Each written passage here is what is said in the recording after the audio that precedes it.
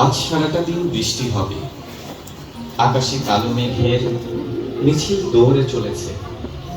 এরই মধ্যে হাওয়ার সাথে দু এক ফোঁটা বৃষ্টি শরীর ছুঁয়ে যায়। অনেকদিন থেকেই বুকের ডান পাশটা ব্যথা করছে। হয়তো বেশি দিন বাঁচা হলো না। তারই সাথে চোখের অস্পষ্টতা ক্রমেই বেড়ে চলেছে। ডাক্তারবাবু জানিয়ে দিয়েছেন, ডান পাশের ব্যথাটা যদি কোনোভাবে বাম দিকে পৌঁছাতে পারে তবে জীবনের মানে এ জন্মের মতো আর খোঁজা হবে না। এই সামান্য শরীরটাকে বাঁচাতে কত রকমের নিষেধাজ্ঞা আবহাওয়া দপ্তরের। সমস্ত নিষেধাজ্ঞা অমান্য করে আকাশ ফুঁড়ে নেমে আসে বৃষ্টি।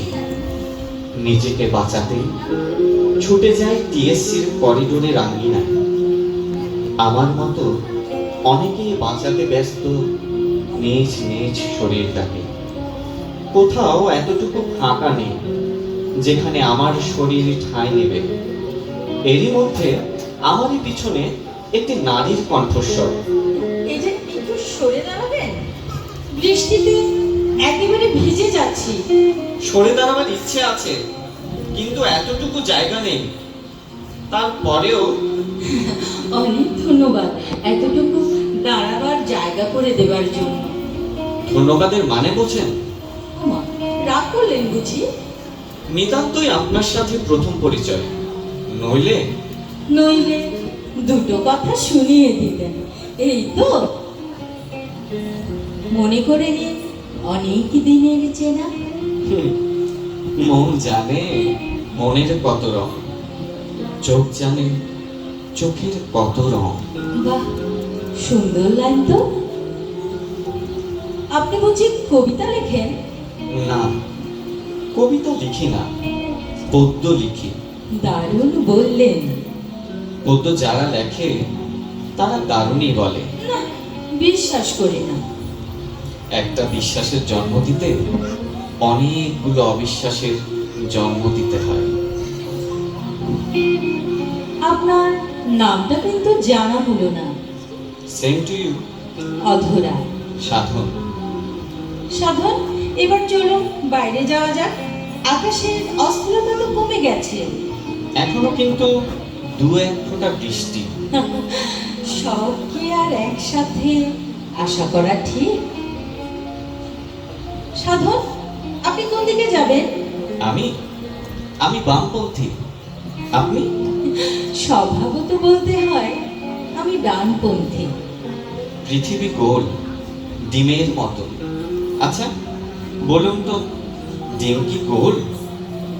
আচ্ছা আচ্ছা, এই ডানপন্থী বামপন্থীর সাথে ডিমের কি সম্পর্ক বলুন তো? আছে আছে। যদি ডিমের মতন গোল হয় তাহলে আপনার সাথে আবার দেখা হবে। কাল এখানে আসবেন কি?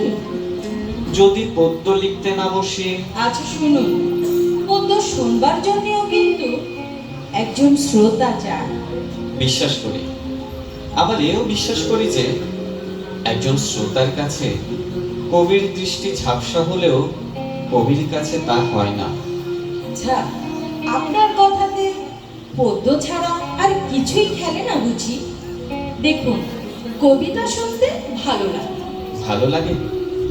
দেখুন, ভালো লাগা আর ভালোবাসা মনোবিজ্ঞানের পাতা। এফোর ওফোর শুধুই উই পোকার আসা যাওয়া। সত্যি আপনি একা? হ্যাঁ, আমি একা। তাহলে বিদায় ডানপন্থী। কাল দেখা হবে বামপন্থী। এভাবে সাধনের সাথে অধরার প্রথম দেখা, প্রথম কথা। তারপর অনেকটা দিন বহমান। আপনি থেকে তুমিতে, তুমি থেকে অনেক কাহিনী। পাঠ করছিলাম আরিফ হায়দারের লেখা অধরা। ধন্যবাদ জ্ঞাপন করছি স্বস্তিককে আমাদের আমন্ত্রণ জানানোর জন্য।